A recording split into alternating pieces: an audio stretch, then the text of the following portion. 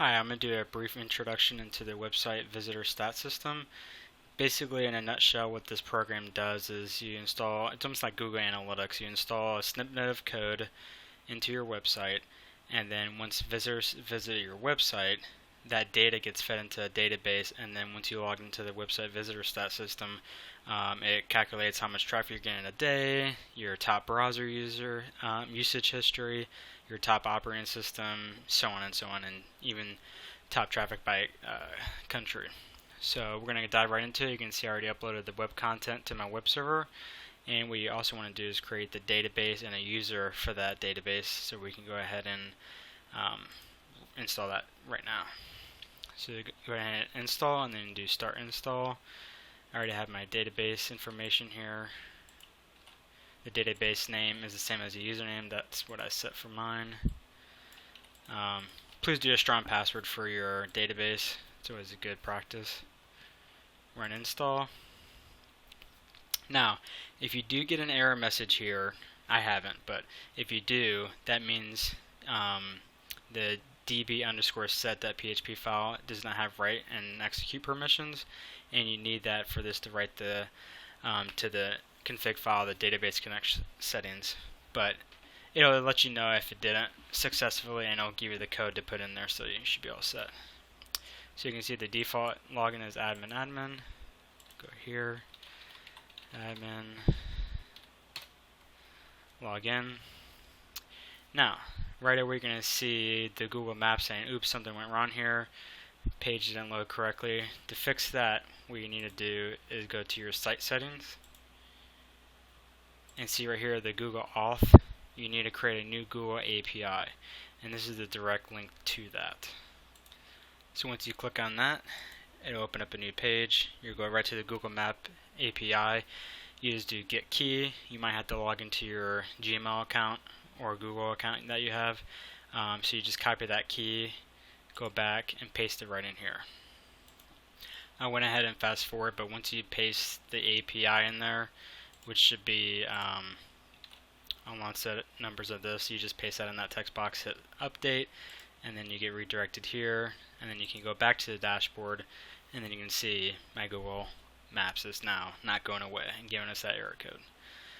So after you've done that, then you want to go to add new website, and I'm just going to do tests 1 2 3, and then since we have no users except for the admin account, you can also assign users to this website. So you do add a website.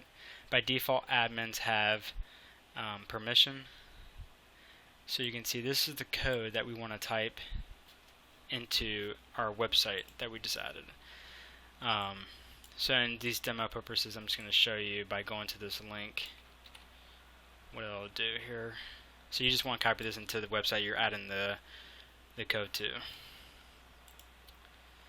And then you can see right now no traffic because it's not added into any website yet. To get that code again, you just hit view code right here and get it back again.